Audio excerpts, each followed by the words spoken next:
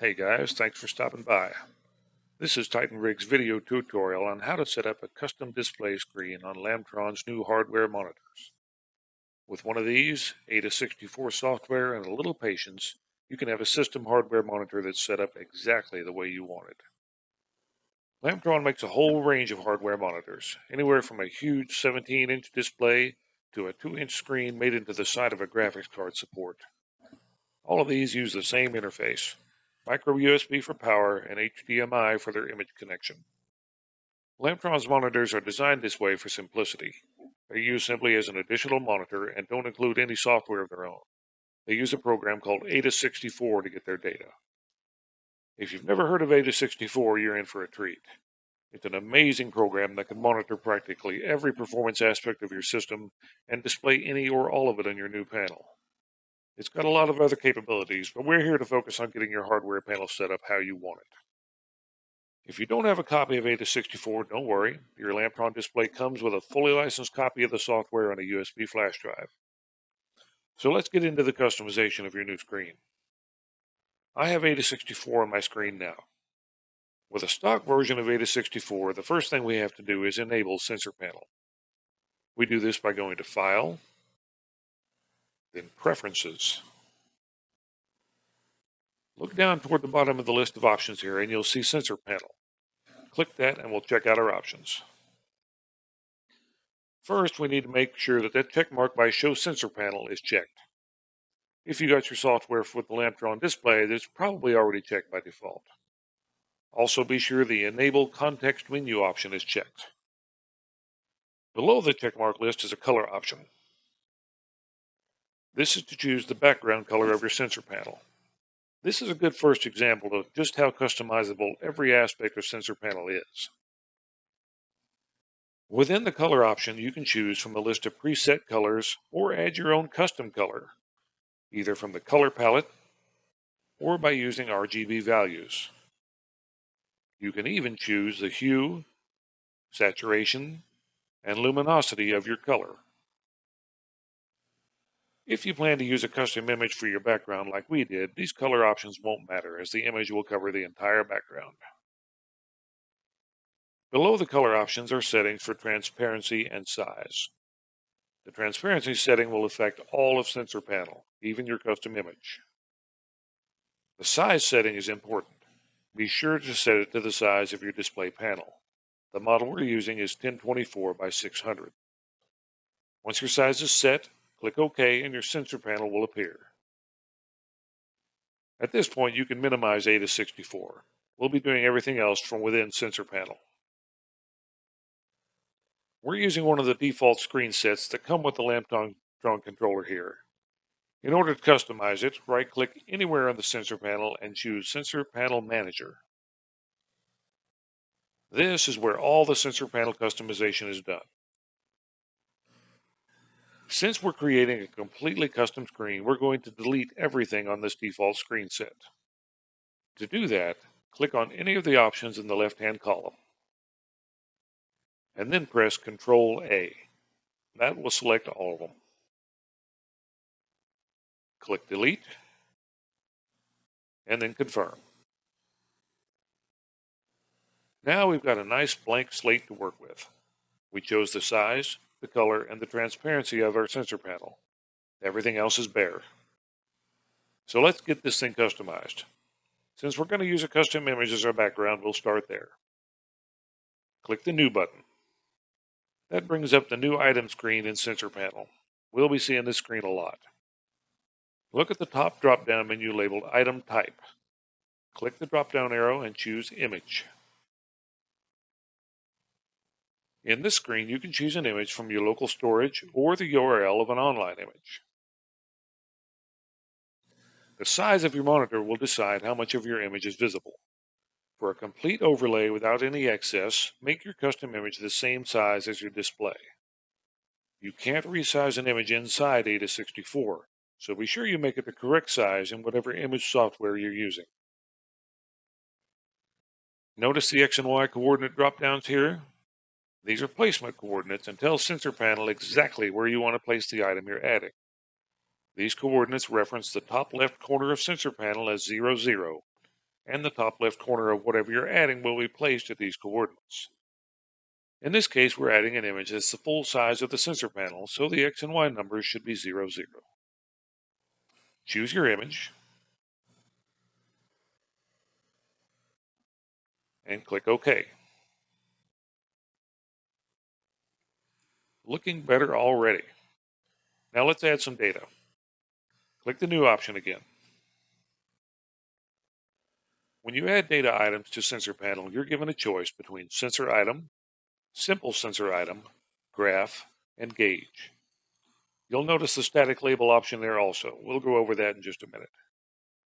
If you select sensor item from the drop-down menu and scroll through the list under it, you'll see all the data that AIDA64 is capable of monitoring.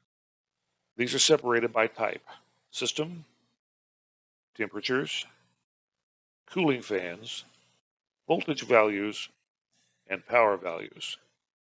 It really is an incredible piece of software, and you can add a display element for any of these items from this list. The difference between a simple sensor item and a sensor item is the available customization options. Since we're creating a custom screen, we'll stick to sensor items to maximize those options. We want to keep an eye on our temperatures, so first we'll add a sensor item from the temperature section, CPU. Even within this area, there are a lot of options. The top of the item has tabs showing general label, value unit, and bar. Each of these tabs gives us more options on how we want to present this particular sensor item. In general label, we're given the options for total width, text size, font, shadow, width, distance, and depth, and the option to show the label for your new item, with customizations options there as well. We can also change the default label here to anything of our choosing. In value unit, we can decide if we want the actual value of the data displayed or not, what color we want it, and if we want it shown in bold or italic, and whether we want it to show a shadow. Below that are options for the unit marker. This refers to C for temperature in Celsius, RPM for rotational speed, etc. We can decide if we want it shown, change the marker itself, again choose the color, bold, italic, and shadow, and choose the total width of the unit marker. Going up to the bar tab shows us options for adding a bar to the data. If we select Show Bar, we can select its width, height, indent spacing, placement options, frame, shadow, 3D effect, and if we want it to read from right to left instead of left to right. To the right of this panel are blanks for limits. These define the number range of the bar we're creating. You decide what values to use here based on the nature of the data. For a CPU temperature bar, we might use the number 10 to show 10 degrees Celsius as our minimum temperature. At the bottom is the max of the range. We might use 100 here. In between, you can set up to 3 other points to define the range. Each of the spaces between these points can be assigned a custom color for the bar image also. For a temperature bar, we might use a green for the lower range, red for the upper, and cycle through something like yellow and orange on the way to the max range. For this sensor item, we're going to select all the options just to see what it looks like. Once all of the options you want are selected, click OK, and the new item will be added to your sensor panel. Looking at our sensor panel, we can see that the font size is too small to read here, and we want the bar to be more visible. To change those, we use Sensor Panel Manager again. Click on the sensor item we just added, and then Modify. That puts us back at the same screen we saw when we created it. We can use this method to alter any items in our sensor panel. In this case, we're going to change our font size in the General Label tab, and the size of our bar in the Bar tab. Click OK once your adjustments are made, and see if it's more to your liking. Our text is obviously not going to work like this. In this case, the variable we need to adjust is total width. The number and unit of the actual data is put at the right limit of the total width. So by making it wider, we can get these two text values separated. If we go back to Modify, and change that value to 300 and hit OK, the text becomes readable. The bar is just a little taller than I want, so I'll use the same method in the bar tab to shrink its height just a little.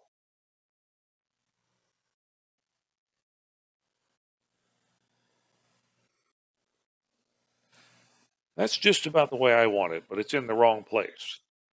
The placement coordinate system is handy, but without knowing the coordinates of the place I want to put my item, it's a lot of back and forth guesswork. Thankfully, there's a much easier way. Looking at our sensor panel with Sensor Panel Manager open beside it, select the item you want to move. On the right side of Sensor Panel Manager is a set of 4 arrows. Inside of that is a number in pixels. If you click that number, it will cycle through 1, 5, 10, and 20. That's the number of pixels your item will move if you click one of the arrows. Since I have a long way to move my temperature bar, I'll choose 20 pixels and move it to the right and down to where I want it.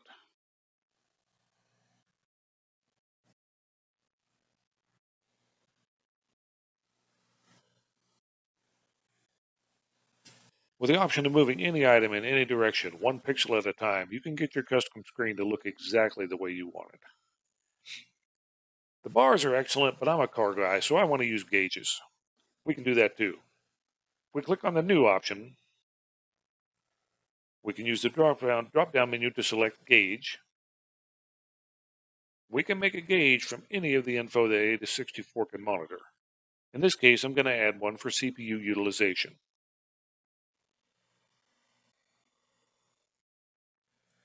The face of the gauge and the color of the value text are both white by default. So if we want to see the values, we have to change one of them. I'll just use black from the Type menu. I'll choose medium for the size. I'm using this gauge as a percentage display, so I'll leave the values as 0 and 100, but you can use any values you want here also. The Show Icon option turns the icon inside the gauge on or off, and the Show Value does the same for the actual numeric value of the data. You can also choose color, style, font, and size for that numeric value here, and see real-time results of the changes as the sample gauge. The gauge is set up the way I want it, so I'll click OK. Again, since I didn't specify differently, AIDA64 placed the new item in the top left corner of the sensor panel, 0, 0 by the XY coordinates. I'll use the arrows to place it where I want it.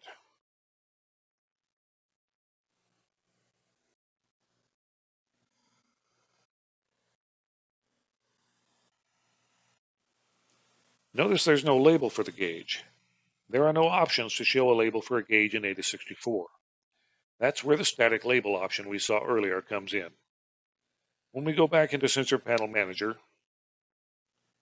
and click New, and then select Static Label from the drop-down menu. First, I select the font I want to use and the size, then type my label text into the label field.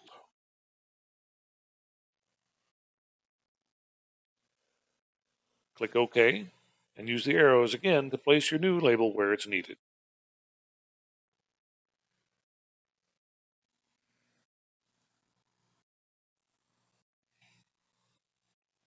One other thing I want on my sensor panel is a graph. I'll choose New again, then Graph from the drop-down menu. I want to add a graph for the CPU clock speed.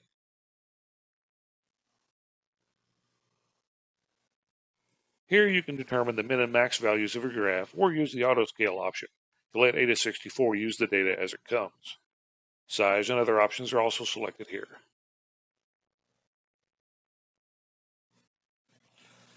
Once my graph is added, I'll use the static label option to give it a label.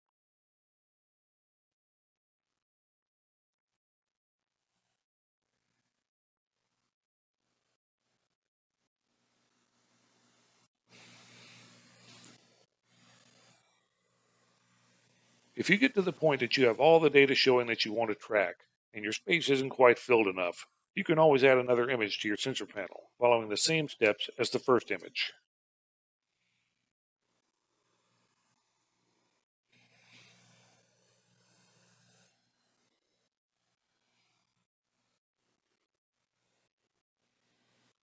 Now notice here that sensor panel is set up in layers, with the list showing the bottom layer at the top of the list.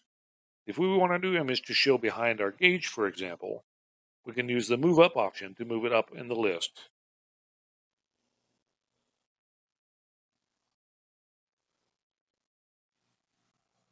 The basic process is the same for anything you want to add to your sensor panel. Play around with it until you have exactly the way you want. When you do, you can save the profile as its own file with the export option in Sensor Panel Manager.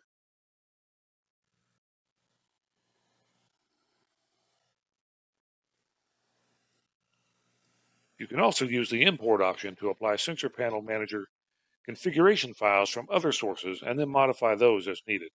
The options here really are endless. We hope this tutorial has cleared up any questions you had on setting up your new hardware monitor. Thanks for watching and enjoy.